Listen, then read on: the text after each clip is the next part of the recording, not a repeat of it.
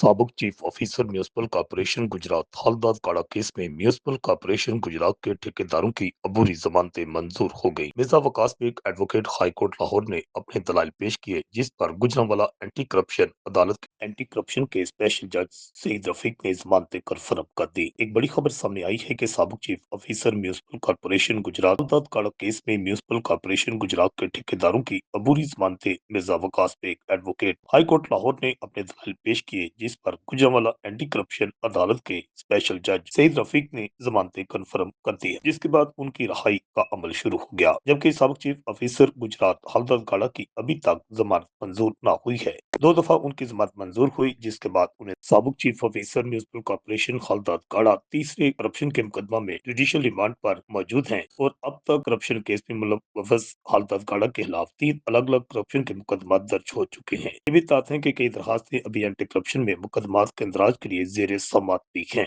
ताहम अभी तक उनकी जेल से रहाई न हो सकी है। जबकि बल्दियाती अदारों में नए अफसरान भी तैनात कर दिए गए। म्यूनिसिपल कॉर्पोरेशन गुजरात के नए तैनात होने वाले एक्स मोहम्मद अरफान कुरैशी ने अपने ओहदा का चार्ज संभाल कर काम शुरू कर दिया, जबकि नए कमिश्नर भी आ गए। कमिश्नर गुजरावाला डिवीजन मोहम्मद अली ने अफसरान के साथ इजलासों के बाद दौरों का सिलसिला शुरू कर दिया है। रिपोर्ट आकाश नियाजी, गुजरात।